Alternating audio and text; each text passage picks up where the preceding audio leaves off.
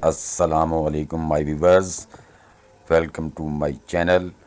दोस्तों, आज हम बात बताने वाले हैं अपने बीजों को नेचुरली तौर पर फास्ट जर्मिनेशन कैसे करें और पौधे तेज़ी से कैसे बड़े हों, बीमारियों का हमला कम से कम हो। तो प्रॉपर तरीके से काम करके हम बहुत अच्छे नताइज हासिल कर सकते हैं। तो दोस्तों, प्रोसेस शुरू करते हैं। बिस्मिल्लाहिर्रहमानिर्रहीम, रहमान और रहीम के बरकतों वाले नाम से।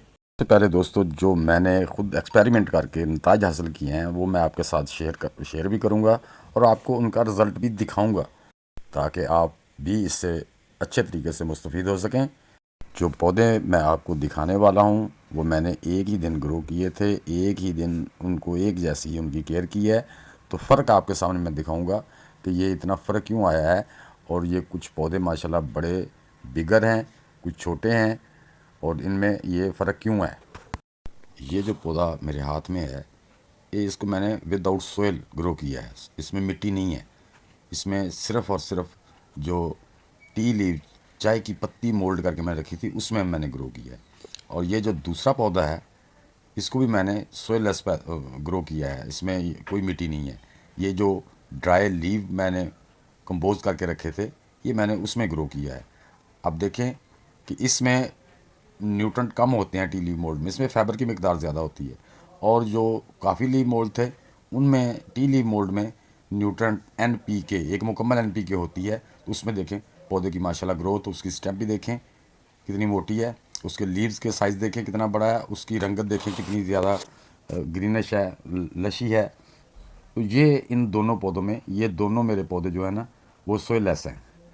अब ये जो मैंने पौधा रखा है, ये इसमें मैंने 40% गोबर की गली हुई खाद और 60% इसमें मैंने मिट्टी डाली थी, गार्डन सोइल डाली थी।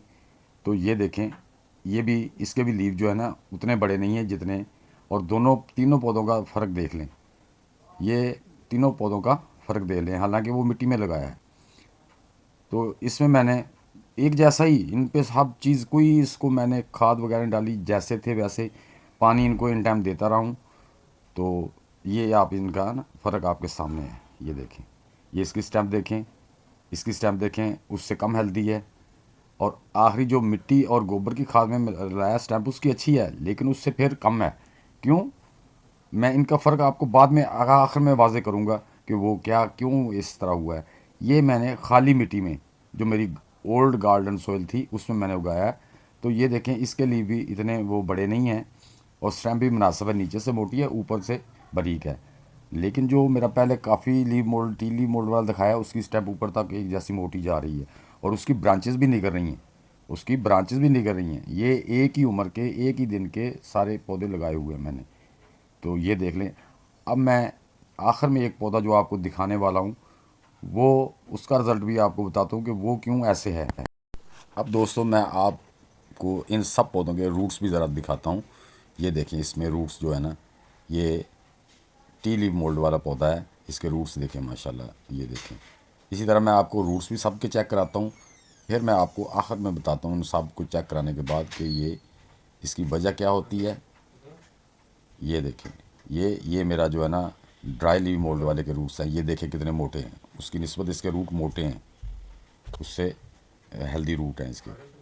ये देखें, इसमें भी माशाल्लाह कितने रूट्स हैं। और दोस्तों, अब ये जो पौधा है ना, ये इसमें मिट्टी और गोबर की खाद जो है ना वो मिलाई हुई है, इसके भी रूट देखें, उसकी निस्बत इसमें रूट कम है, लेकिन पौधा हेल्दी है क्योंकि उसको रूट जो है ना वो भी सही जा रहे हैं। तो जो मिट्टी वाला पौधा है जो पीछे पड़ा है, इसमें भी उससे कम रूट हैं। ये देखें, इसमें भी हैं रूट, रूट हैं, लेकिन उनकी निस्बत इसमें कम रूट्स हैं। तो ये दिखाने का मकसद ये था कि आपको अच्छी तरह इन चीज़ों की समझ आ जाए। तो अजीज़ों, अब जो मैं आपको पौधा दिखाने वाला हूँ, ये देखें, ये पीला सा है। हालांकि इसमें मैंने वो जो decomposed vegetable, kitchen vegetable decompose थी वो डाली हैं, लेकिन उसमें एक मसला था कि वो अच्छी तरह डीकम्पोज नहीं हुई थी अभी। तो उसका जो पीएच लेवल ज़्यादा था, पौधा उग भी आया, थोड़ी ग्रोथ भी करता, लेकिन ये पीला देखें, ऊपर से पत्ते पीले हो रहे हैं। जब आप कच्ची चीज़ किसी चीज़ में डालेंगे, वो डीकम्पोज नहीं होगी, एक चीज़ से दूसरी चीज़ में कन्वर्ट नहीं होगी अच्छी तरह, तो वो आपको फ़ायदा नहीं देगी। उसी तरह इस पौधे को भी उसने जो हालांकि देखने में खाद थी लेकिन वो पूरी तरह डिकम्पोज नहीं हुई थी, 20% रहती थी। तो पौधे का आप कलर देख सकते हैं। ये देखो दोस्तों, अब जो 3 पौधे पड़े हैं इसमें जो सबसे बड़ा है वो टी लीव जो थे उनको कंपोज किया था उसमें है। जो दूसरे नंबर पे दरमियान वाला पौधा है ये जो ड्राई लीव कंपोज किए थे, मोल्ड किए थे, उस ये सिर्फ उसमें है। और तीसरा पौधा जो लेफ़्ट में पड़ा है वो दोस्तों उसमें मैंने 60% गार्डन सॉइल थी और उसमें 40% मैंने गोबर की पुरानी गली हुई खाद मिलाई थी, उसमें उगाया था। तो माशाल्लाह ये पहले 2 पौधों का रिज़ल्ट वो मिट्टी वाले से ज़्यादा अच्छा है। तो अगर दोस्तों हम इन सब मीडिया को यानी कि हम 40% ले लें मिट्टी और 20% गोबर की गली हुई खाद, 20% जो ड्राई लीव मोल्ड है वो ले लें और 20% हम वो ले लें जो टी लीव मोल्ड किए हुए हैं, चाय की पत्ती मोल्ड की है, तो इनसे एक बेहतरीन ग्रोइंग मीडिया बन सकता है। तो अगर आप हैंगिंग गार्डन करना चाहते हैं तो फिर आप सिर्फ 2 ले सकते हैं, पत्तों की गली हुई खाद और वो जो काफ़ी लीव जो मैंने डिकम्पोज किए हैं, ये आप अपने पॉट में डाल के इसको हैंगर, ये लाइट वेट, वाटर होल्डिंग और ये न्यूट्रन से फुल होंगे।